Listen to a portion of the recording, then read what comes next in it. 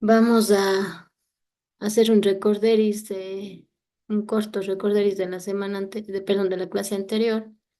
No sé, bueno, estamos pocas personas, pero vamos a tratar de participar todos. Em, no sé, a ver, Claudio, usted que dice que se va más pronto. Si recuerda cuáles son las tres capas del modelo tradicional, de arquitectura tradicional de red. No lo recuerdo muy bien. Alguien que le ayude a Claudio, Mateo. Si no estoy mal, era el plano de datos, plano de control y el de aplicación. No, estamos mezclando conceptos. ¿Quién más puede ayudar? Mm, Está yeah. No sé Diego, si tal era vez. sí, la capa de aplicación, la capa de datos y la otra No, capa, ¿no? recuerdan que en la clase anterior iniciamos escalando un poquito en conceptos y vamos desde la topología de red tradicional a cómo iba evolucionando esa arquitectura de red ya con, con redes definidas por software y demás. Pero en primera instancia, el modelo tradicional de arquitectura es una capa de núcleo core, una capa de distribución o agregación y una capa de acceso. Entonces ya si se ubicaron un poquito en el contexto, ¿a qué se refería la capa de acceso, Mateo? En la capa de acceso era donde se establecían todas las políticas de QoS, VLANs, en ese contexto, sí. No, eso es la capa de agregación. La capa de acceso hablábamos de que tiene la conexión directa hacia los endpoints, ya servicios físicos o virtualizados, servidores como tal. Parece que las clases anteriores no han estado muy concentrados. A ver, Claudio, ¿a qué nos referíamos con la arquitectura Tor o Switch Store?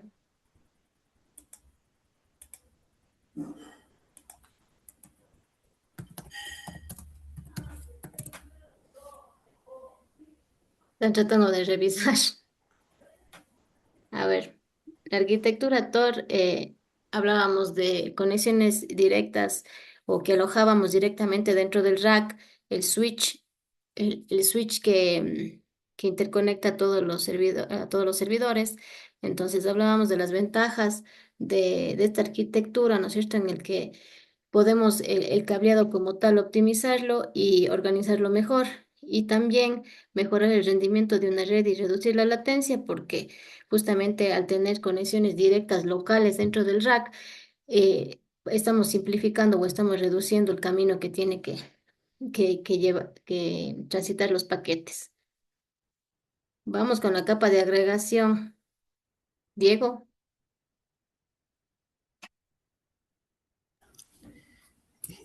No recuerdo realmente esto de la capa de agregación. ya. A ver, la capa de agregación consolidaba el tráfico de la capa de acceso y lo reenviaba hacia la capa de núcleo o la capa de core. Entonces, en esta capa sí hablábamos de ciertos controles de calidad de servicio, de filtrado de tráfico, por la ubicación que tiene dentro de la arquitectura. Y finalmente, la capa de core, hablábamos del reenvío rápido de tráfico, del reenvío rápido de paquetes. Entonces, a este nivel decíamos que no era recomendable o no se utilizaba ningún tipo de inspección de paquetes ni calidad de servicio, justamente porque va a penalizar en la fluidez del tráfico y al final del día lo que nos va a impactar es en la latencia.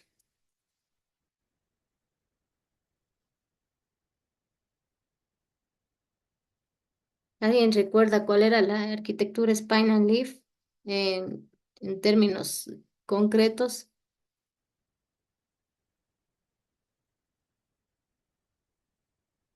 A ver, Claudio, de nuevo, estamos solo cuatro personas, necesitamos participar entre los cuatro. Era la topología de de los centros de datos comúnmente que se usaba y tenía las ventajas de reducir la latencia y eliminar los códigos de botella, si no estoy mal. Ya, sí, hablábamos en arquitectura Spine Leaf de dos modelos o dos niveles, o perdón, dos capas como tal. Sí, nos ayudaban en la eficiencia y en la escalabilidad de nuestra red, ya que al reducir o al colapsar las capas de core y de distribución, los saltos o cierto el camino que deben llevar los paquetes es más directo. Y también hablábamos que este tipo de arquitectura tiene una condición o una arquitectura de full mesh, en donde todos los switches leaf se conectan a a los switches spine.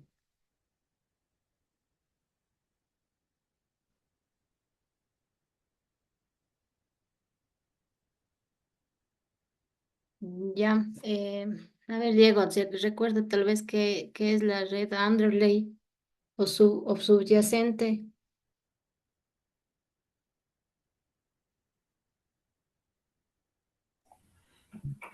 No, no recuerdo. A ver, ya. La red underlay tenía los dispositivos o representaban todos los dispositivos físicos de nuestra red, ¿no? Conmutadores, es, eh, routers y demás, ¿no? Esa es la capa física de nuestra red. Y hablábamos de una overlay network que está montada sobre esta red física en donde todo el tema de control y de decisión de reenvío de paquetes ya no lo hacíamos a ese nivel, no en el nivel físico, sino de una manera lógica y virtualizada.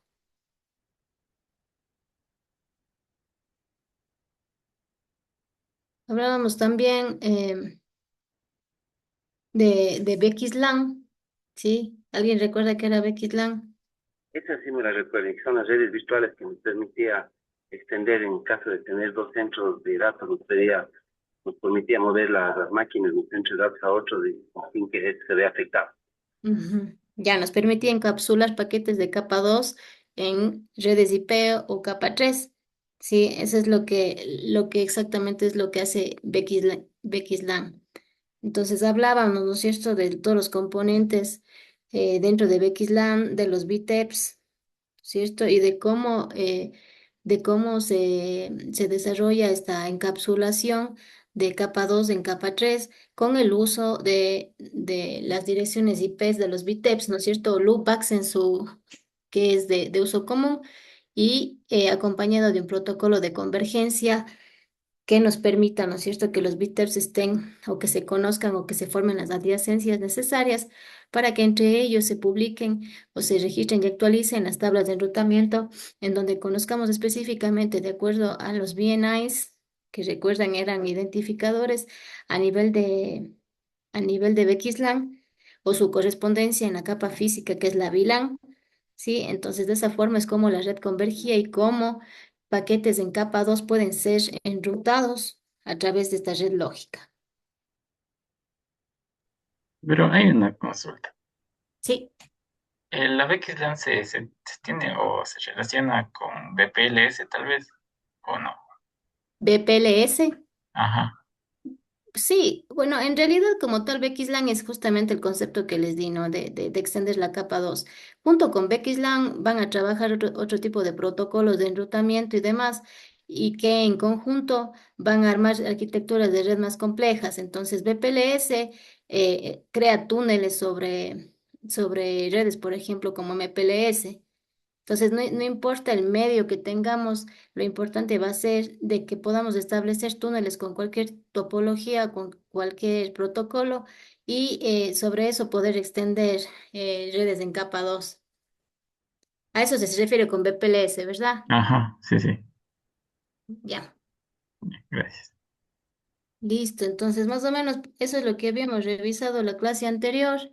Eh, Vamos ahora a revisar un poco deseo, de hecho, terminar el contenido que estaba propuesto para este módulo. Entonces, como me queda un poco corto el tiempo y las clases de recuperación que me adjudicaron fueron solo dos, entonces voy a tratar de cubrir con los temas que estaban de inicio propuestos. A ver,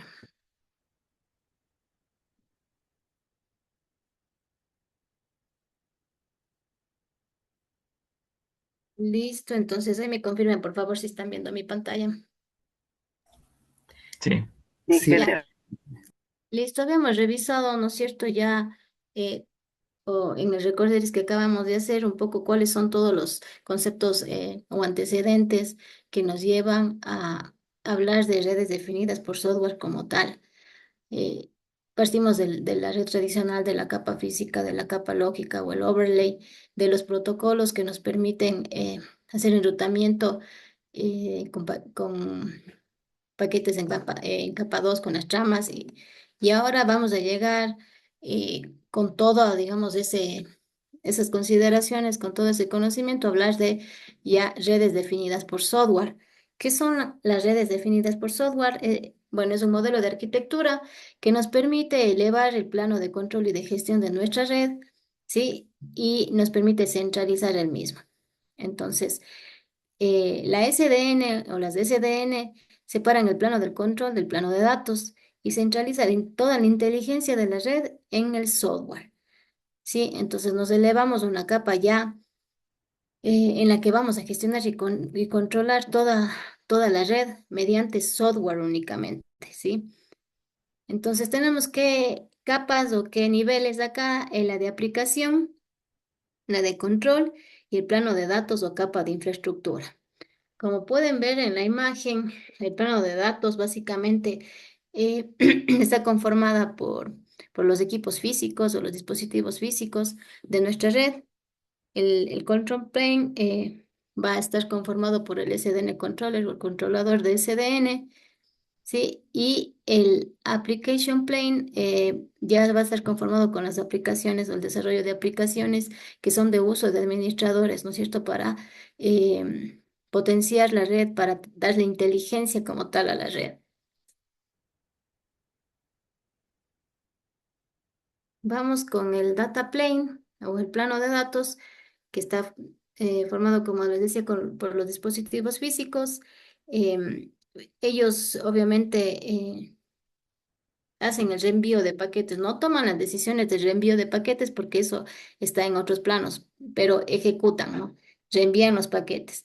No toman, como les digo, decisiones complejas y se comunican a través de protocolos que se llaman Southbound API con la capa de control, como es el caso de OpenFlow. ¿Cuál es el control plane o el plano de control? Bueno, acá a este nivel ya vamos a aplicar políticas y reglas definidas en la capa de aplicación, ¿sí? Entonces, el desarrollo, digamos, la integración con las aplicaciones viene del plano de aplicación y aquí es donde se aplican las políticas y reglas. Suele implementarse como un controlador central que comunica los dispositivos de red en el plano de datos. Sí, entonces es el orquestador, digamos, de toda la parte física. Decide cómo debe fluir el tráfico, calcula las mejores rutas y aplica las políticas que se definan en el plano de aplicación.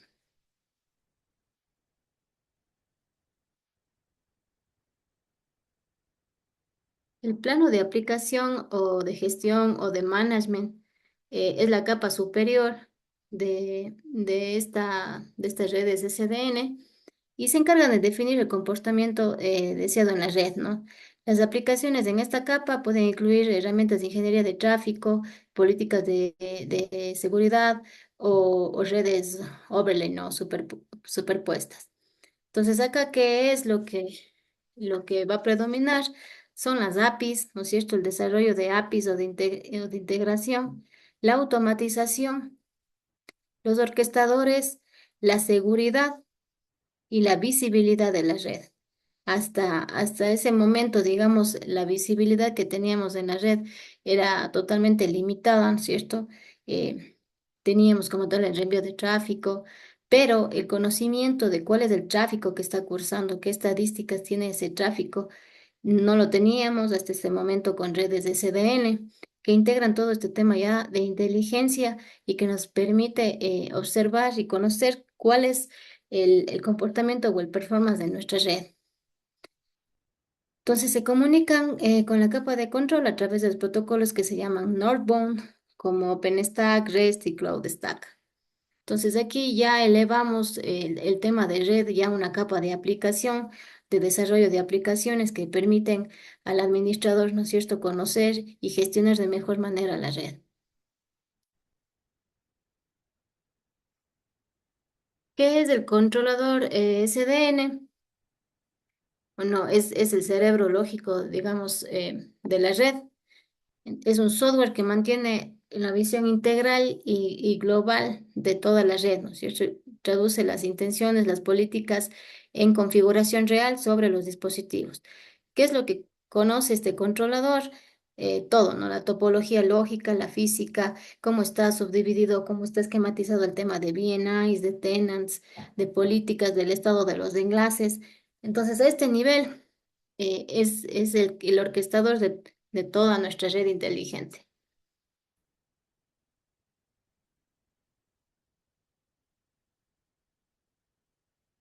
¿Qué son este tema de las APIs que les estoy comentando?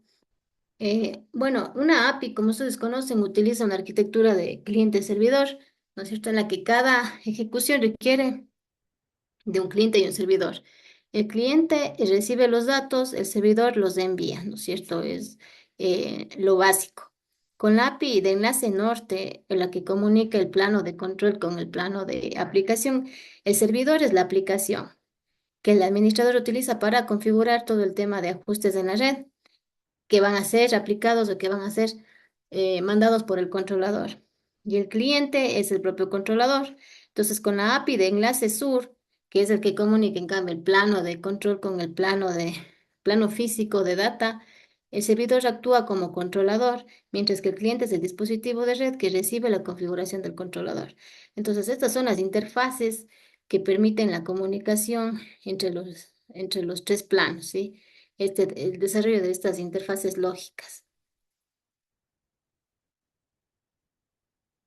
La interfaz Northbound o NBI, eh, los administradores suelen usar cualquier programa compatible para acceder a las funciones de un controlador a través de su interfaz norte. Entonces, el programa puede extraer información del controlador mediante su API, ¿sí? La interfaz norte del controlador permite al programa utilizar sus capacidades para formar o programar flujos hacia el dispositivo de red a través de la interfaz sur. Entonces aquí ya la integración eh, y la gestión de la red es dependiente, digamos, del desarrollo de estas APIs.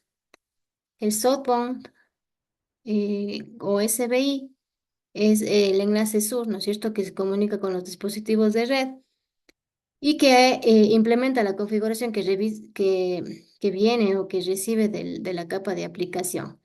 Cada controlador usa diferentes APIs en el enlace sur, por ejemplo, algunos ejemplos del Open Daylight o que es un popular controlador, que son open, ¿no? Todas estas soluciones. Y OpenFlow, que fue, digamos, como de inicio el fundador, que permite que redes convencionales adopten capacidades programables, ¿sí? Mejorando la eficiencia y la escalabilidad, a pesar de que nuestra red no haya sido, digamos, ya como tal preparada para SDN. Este tipo de aplicaciones lo que permiten es que podamos darle cierta inteligencia a nuestra red. Permítame 2 minutos, por favor. Un momentito, solo atiendo una llamada.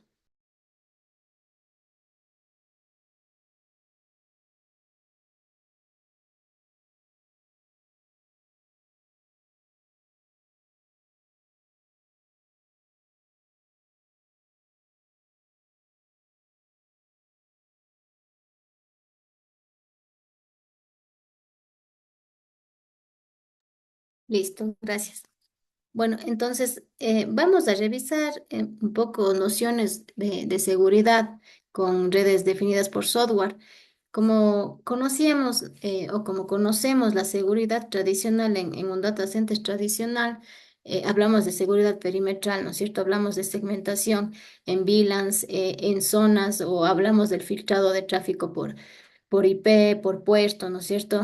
¿Qué es lo que básicamente conocemos en la seguridad tradicional de un data center? Y que también está centralizada en pocos puntos, ¿no es cierto? Tenemos por ahí nuestro firewall perimetral, tenemos quizá un firewall ya de data centers que protege nuestra granja de servidores, pero son puntos centralizados, ¿no es cierto? Que nos permiten dar cierta seguridad a la red. Ahora, ¿qué es lo que pasa con la seguridad en este tipo de redes? Como habíamos conversado en algún momento, la mayoría del tráfico que cursa actualmente en los data centers, en su mayoría se ha vuelto un tráfico más que nada de este a oeste, ¿sí? Por la condición o por la evolución de las aplicaciones que tenemos hoy en día. Entonces, con todo el despliegue, con toda la implementación de ese tema de contenedores y demás, son las aplicaciones las que mueven la mayor cantidad de tráfico en nuestra red, y dicho tráfico es de este a oeste. Entonces, con esto en mente, los hackers, ¿no es cierto? Los atacantes buscan, como les comentaba antes, infiltrarse, ¿no es cierto? O atacar la red en un punto, en un servidor, quizá un servidor que no tenga mucha criticidad, eh, y a través de él logran llegar o logran capturar, ¿no es cierto?, otros servidores, quizá de más criticidad, que fueron atacados justamente porque tenemos esta conexión o esta full conexión entre los mismos dispositivos en capa 2. Entonces, como están dentro del mismo segmento, digamos, se saltan sin tener ningún tipo de filtro ni de bloqueo. Y eso representa realmente un riesgo alto para cualquier red de data center. Ahora, ¿qué viene a solucionar un poco ese problema de ahí? Y entra el término de microsegmentación. ¿Qué es la microsegmentación en redes? Que crea un aislamiento y determina si dos endpoints o una zona de endpoints con otra zona de endpoints deben tener acceso el uno al otro, inclusive o sobre todo si es que están dentro de un mismo dominio de broadcast o dentro de un mismo segmento de red. Y entonces se rompe totalmente el tema este de capa 2, de que en capa 2 se ven todos contra todos, ¿no es cierto? Y nos ayuda a aislar o a encapsular ciertos servidores de misión crítica que requieren otro tipo de tratamiento en términos de seguridad. Entonces, la aplicación de la segmentación con acceso a privilegios mínimos reduce el alcance de los movimientos laterales que hoy en día son parte de la tendencia de los hackers cuando hacen sus ataques, ¿no es cierto?, a redes, sobre todo de centro de datos. Entonces, como vemos en este pequeño gráfico, perdón. Como vemos en este pequeño gráfico, ¿no es cierto? Sin microsegmentación, que es lo que teníamos, por aquí tenemos nuestro firewall de borde, ¿no es cierto? Que nos define un perímetro. Y quizá acá dentro tenemos un solo segmento donde están todos alojados nuestros servidores. Entonces, existe visibilidad entre todos ellos, por lo que un ataque que se despliegue o que, con- em, o que contagie a los demás servidores es muy probable. ¿Qué es lo que pasa con la microsegmentación? En cambio, que podemos definir zonas, podemos definir grupos de servidores, de aplicaciones que requieren otro tratamiento, que requieren otras consideraciones de seguridad por su criticidad, por su criticidad, seguridad, ¿no es cierto? Entonces, podemos lograr ese tipo de agrupación y podemos protegernos de esa manera de estos ataques laterales. Entonces, ¿cuáles son las ventajas con SDN en cuanto a seguridad? Pues hablamos de una seguridad granular, ¿no es cierto? Es la ventaja principal de las redes SDN, que el bloqueo puede ser tan selectivo y tan granular como nosotros lo, lo, lo analicemos, como nosotros lo decidamos. Entonces, si es que algún segmento específico presenta algún comportamiento anómalo, puede ser abordado, ¿no es cierto? Puede ser aislado y así podemos analizar quizá un potencial ataque sin detener la operación de toda la red. Las actualizaciones, entonces cada dispositivo de esta forma puede actualizarse sin necesidad de acceder a dispositivos físicos, ¿no es cierto? Todas las actualizaciones se distribuyen con precisión en toda la red. ¿Cuál es la otra ventaja respecto de las restricciones de hardware? Porque el controlador, al ser centralizado, ¿no es cierto?, mejora el control sobre toda la red, lo que significa que cada dispositivo no tiene por sí mismo la autoridad para tomar decisiones sobre el reenvío de paquetes, sino que siempre va a estar sujeto al análisis que haga el controlador. También tenemos desventajas eh, con seguridad de SDN, porque hablamos de un controlador de SDN que es el que orquesta el envío de paquetes en la red. Entonces, estamos hablando de un único punto de fallo. Si es que un atacante llegase a pegarle, como decimos, al gordo y llega a comprometer el controlador de nuestra red definida por software, entonces estamos realmente comprometidos en toda la red. Esa es la desventaja principal que tenemos con este tipo de redes, pero siempre existirá, ¿no es cierto?, el esfuerzo de los vendors por potenciar la seguridad de este tipo de controladores, ¿no es cierto?, que si bien es cierto, no pueden ser totalmente invulnerables, pero tratar de manejar el tema este de vulnerabilidad, de protección del controlador al máximo.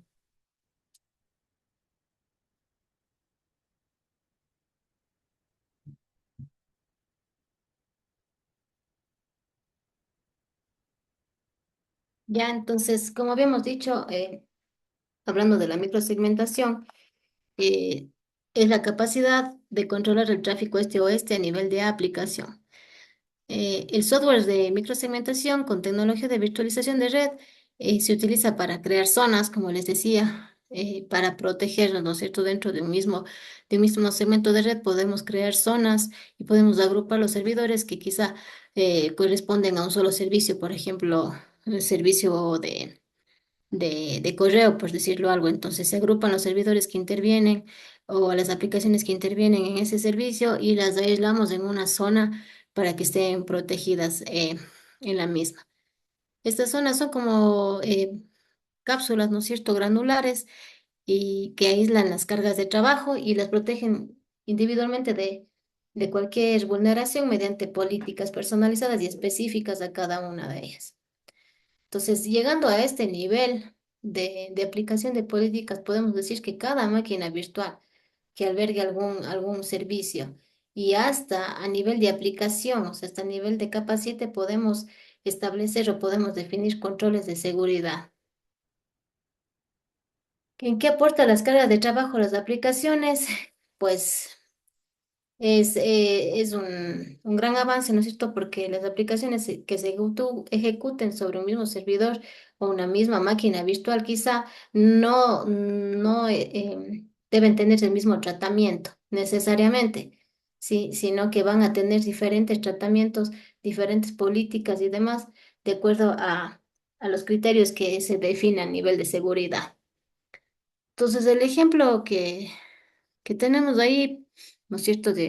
No sé bien, es un submarino, creo, eh, que tenemos sin microsegmentación, desde el momento que comienza a entrar agua por una celda o por un módulo, todo el barco se hunde, todo el submarino, ¿no es cierto? O si es que con microsegmentación, por lo contrario, tenemos aislados o tenemos encapsulados ciertos segmentos, si es que en algún momento llegase a vulnerarse uno de ellos, pues queda eso encapsulado ahí y detenemos un ataque potencial de esa forma.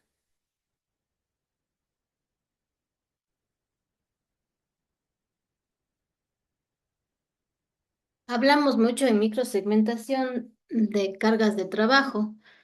Una carga de trabajo básicamente es cualquier recurso o proceso necesario para ejecutar una aplicación, ¿no es cierto? Máquinas virtuales, contenedores, los hosts Todo eso se consideran cargas de trabajo para microsegmentación. Entonces, los controles de microsegmentación pueden asimilarse o pueden categorizarse en tres. Los basados en agentes, que utilizan, como su nombre lo dice, un agente de software en la carga de trabajo, la máquina virtual de interés, y aplican, ¿no es cierto?, un aislamiento granular a los hosts y contenedores individuales. Basados en la red, dependen de la infraestructura física de red. Entonces, este estilo aprovecha los dispositivos críticos dentro de la red física, como por ejemplo balance de carga, firewalls, ¿no es cierto? Redes sobrepuestas o redes overlay. Entonces, este nivel también puede aplicarse controles en las redes definidas por software.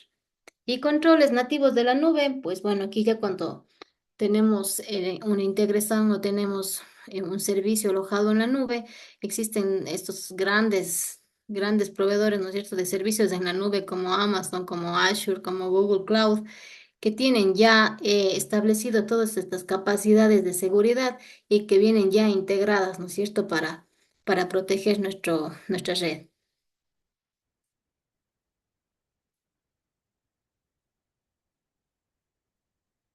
Entonces, un poco gráficamente, ¿qué es lo que sucede con microsegmentación? Vemos un firewall perimetral en el borde de nuestra red, por ahí un router lógico, ¿no es cierto? Ya formando parte de nuestra SDN. Y debajo de ellos, o en la red de núcleo o en la red interna, definidos microsegmentos o zonas de servidores y de host, ¿no es cierto?, que forman parte de un servicio. Entonces vemos cuál es el concepto gráficamente que aplica MicroCDN. Entonces vemos cómo se distribuye el firewall a cada uno de ellos. Sí, ya no es un firewall que está en el borde y que tiene todo el tráfico que llega hacia él para, ¿no es cierto?, aplicar algún tipo de filtrado, sino que el mismo puede distribuirse en todos las cargas de trabajo y podemos aplicar controles de seguridad de manera específica.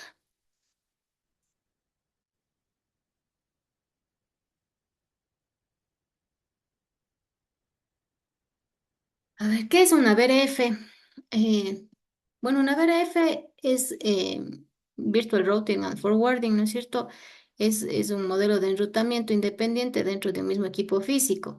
¿Qué quiere decir esto? Que a un equipo físico, a un router, yo puedo segmentarle y puedo crear routers lógicos dentro del mismo, sí, que van a tener una tabla de enrutamiento diferente, que van a tener un tratamiento de tráfico y de reenvío de paquetes diferente, pero que están aprovechando un mismo dispositivo físico para operar. Entonces, ¿qué es lo que nos permite esto? Tener multi-tenants, ¿no es cierto? Tener un aislamiento a nivel de capa 3 y podemos establecer políticas por tenant. Entonces, aquí vemos en el gráfico, ¿no es cierto? Un router, ¿no es cierto? Un tercero que hemos segmentado, en el que hemos definido tres VRFs, ¿no es cierto? Una verde, una naranja y una azul. Entonces, ¿qué quiere decir esto? Que dentro de mi router físico yo tengo la capacidad de aislar tráfico en capa 3, ¿sí? Y de definir protocolos de enrutamiento, de definir políticas independientes para cada uno de ellos.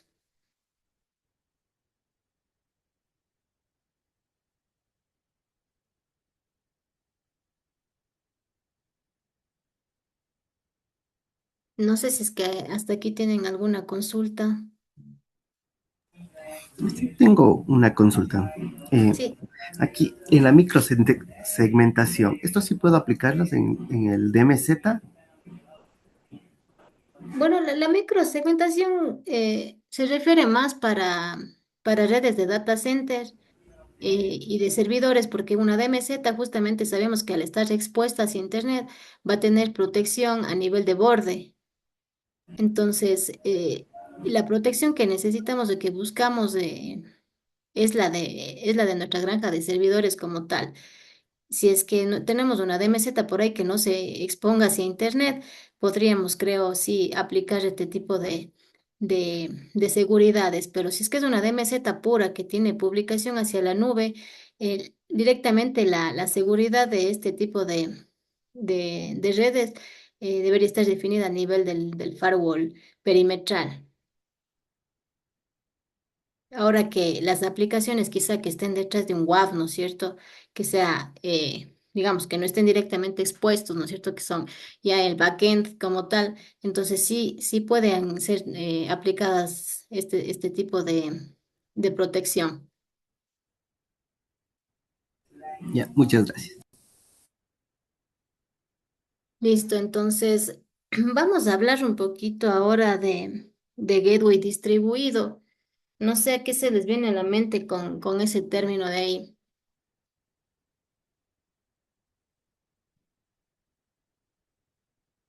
Alguien que quiera participar.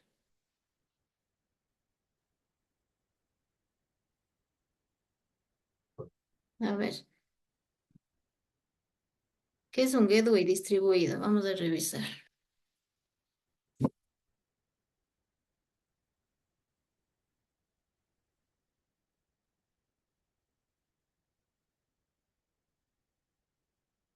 Listo. El gateway distribuido de Distributed Gateway es una puerta de enlace que en una tecnología de red se utiliza comúnmente para entornos VXLAN y VPN que revisamos la clase anterior, que permite a múltiples conmutadores lógicos, que son los bits, ¿no es cierto?, compartir la misma dirección IP y MAC en todo el sentido lateral o todo el sentido horizontal de la red. Sí, esto facilita el enrutamiento local, la alta disponibilidad y la movilidad de cargas de trabajo sin necesidad de cambiar configuraciones de IP de los hosts. ¿Qué es lo que nos está diciendo? ¿No es cierto? Que en nuestra topología o arquitectura, comúnmente los gateways están definidos o en nuestro dispositivo físico, en nuestro router, en nuestro switch, o ya con redes virtuales, ¿no es cierto? Está definido en nuestros VTEPs. Pero el debido del tráfico siempre va a depender de dónde esté ubicado el gateway, ¿no es cierto? De un segmento en particular. Entonces, ¿qué es lo que hace el gateway distribuido? Es darle un sentido de horizontalidad al gateway, o sea, no está presente únicamente en un punto de la red, sino que se divide a lo largo de la red.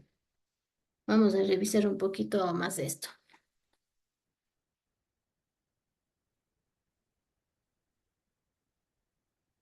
Ya, bueno, un modelo centralizado, digamos así, estamos viendo acá una red lógica, ¿no es cierto? Una red virtual. Tenemos un host A y un host B y tenemos el tráfico que se está enviando desde el host A hacia el host B. En condiciones normales que tenemos, ¿no es cierto? En los VTEPs están definidos con los VNIs, con los identificadores de la VXLAN, están definidos los gateways de esos segmentos. Entonces, cuando el host A vaya a buscar, ¿no es cierto?, al host B, entonces llega la solicitud al VTEP 1.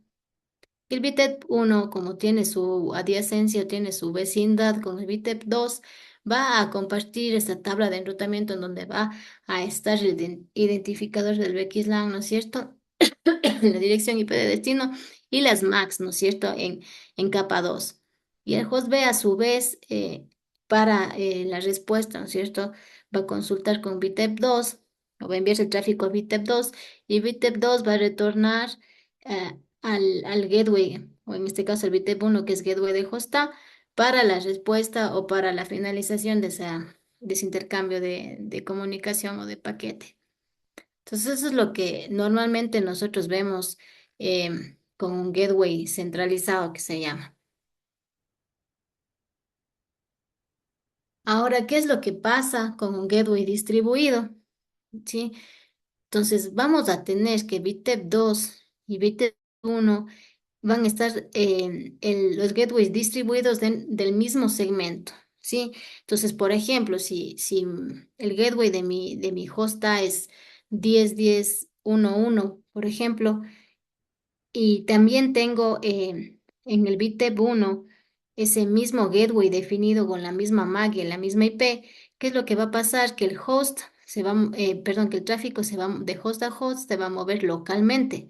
Entonces ya no voy a necesitar atravesar, digamos, la red lateralmente, sino que localmente va a estar en la capacidad de resolver ese tráfico, de reenviar ese tráfico. Entonces, ¿cuál es un caso de uso de este tipo de tecnologías o de topologías?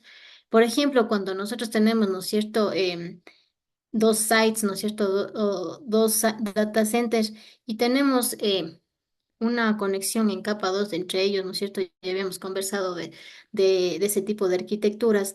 ¿Qué es lo que va a pasar? Que podemos nosotros tener definidos los gateways de nuestros segmentos de servidores, tanto en nuestro site A como en nuestro site B. ¿Y eso en qué se traduce? Eso se traduce en una alta disponibilidad, ¿no es cierto? Entonces, ¿qué va a pasar? Es que el host A, cuando sea consultado a través de mi site A, no va a necesitar atravesar la comunicación en capa 2 y a través del BTEP 2 quizá devolver ese tráfico, sino que localmente va a tener el gateway de esa red para poder responder cualquier petición, ¿sí? Esa es la gran ventaja del gateway distribuido y cómo podemos optimizar el tráfico, por ejemplo, en entornos de data center. Entonces ahí sí podemos lograr una red altamente eficiente y adicional a eso también altamente disponible.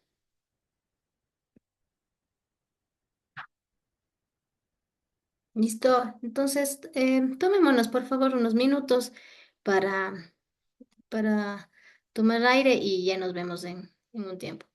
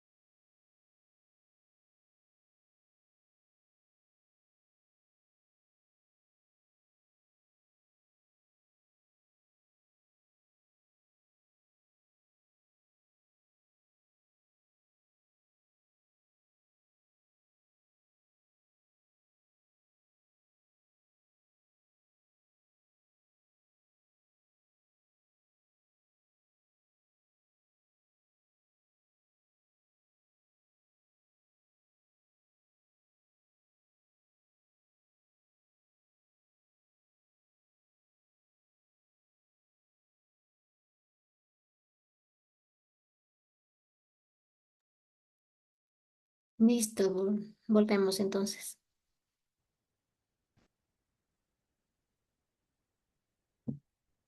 Listo, entonces, a lo largo de este módulo que como les decía, ha sido un poco corto, ¿no? No hemos podido abordar a profundidad ciertos temas, pero espero que al menos a nivel conceptual se lleven una buena información. Em, Como les había comentado la clase anterior, estaba con conflictos o con problemas para poder importar imágenes y poder hacer laboratorios de BXLAN en herramientas como GNS3 o IBNG, pero bueno, tengo un documento que les pudiera compartir para que ustedes en algún momento lo puedan, lo puedan revisar respecto a este tema de BXLAN. Entonces, es un laboratorio básico para que más o menos podamos ir comprendiendo cuál es la base de esta solución. Permítame un momentito, ya les comparto pantalla.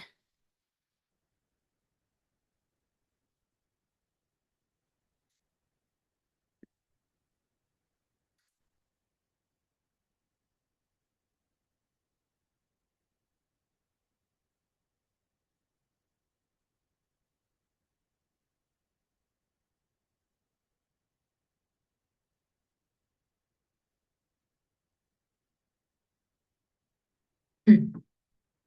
Listo, entonces este es el laboratorio que quería hacer con ustedes, pero como les dije, tuve limitaciones con mi equipo y demás, entonces les puedo igual pedir a Edgar que me ayude a subir esta documentación en la plataforma para que ustedes en algún momento puedan ejecutar.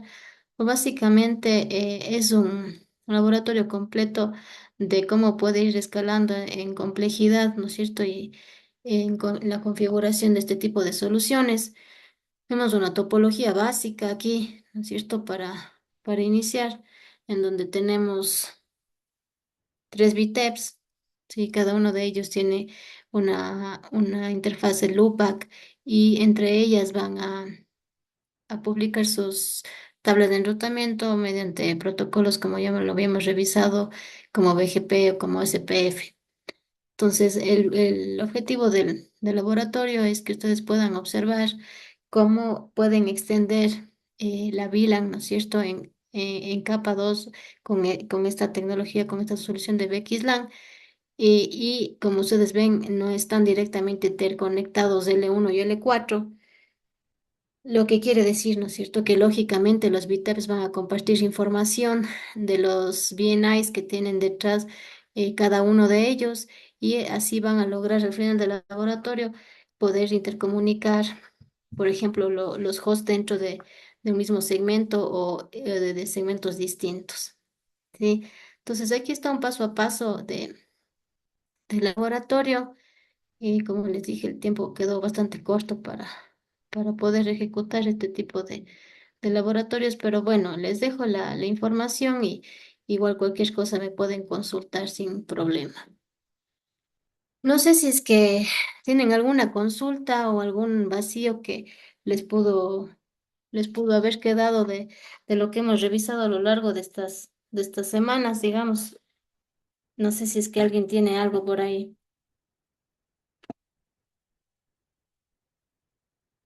Me parece que no. Y, El día de hoy y estamos pocos. perdón, Sí, una pregunta. Esta información que nos dio, estas clases que nos dio el día miércoles y hoy, sí. esta sí va a ser subida a la plataforma, ¿verdad? Sí, sí, sí. Sí, el día de hoy o a más tardar el día lunes le pido a Edgar que me ayude a subir ya la información de estas últimas dos clases para que ustedes la puedan tener a mano. Muchas gracias. Listo, entonces si no tienen más consultas, he preparado un pequeño cuestionario eh, para que podamos revisar, ¿no es cierto?, qué tanto del contenido han podido ustedes comprender o han podido captar, no lo tomen como algo malo, sino más bien para ver si es que he podido llegar a ustedes con contenido que he preparado en este módulo. Entonces les voy a compartir un link para que ustedes puedan llenar un cuestionario. Es bastante básico, no es nada complicado, no nada fuera de este mundo. Entonces, ya les comparto enseguida si me dan un par de minutos nada más. Listo.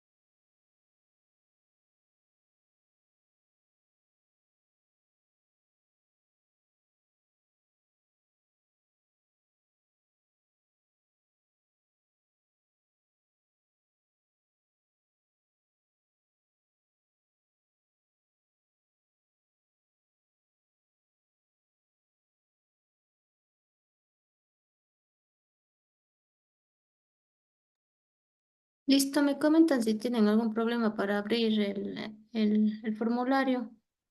Espero que tengan acceso todos.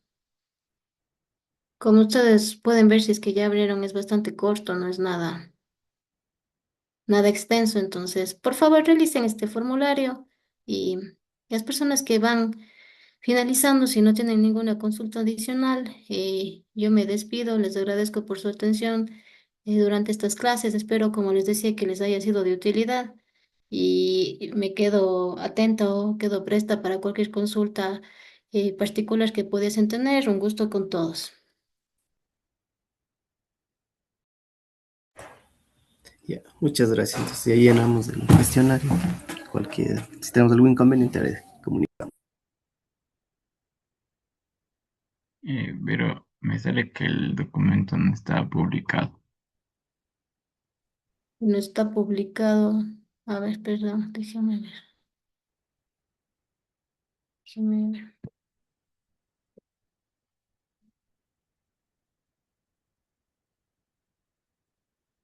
No sé si le puede intentar. Ya, ahí sí es evento. Ya es, listo.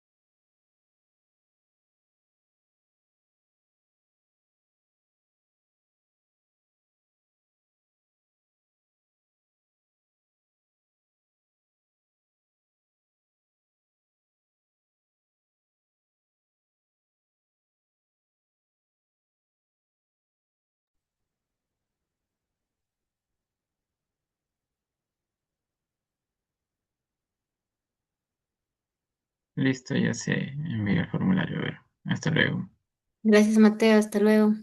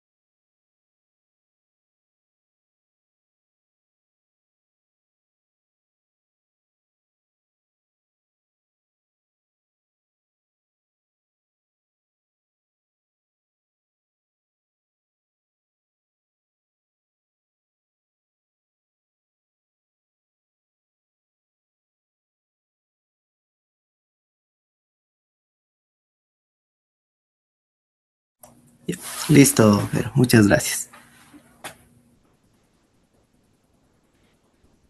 Gracias, Diego. Buenas noches. Buenas noches.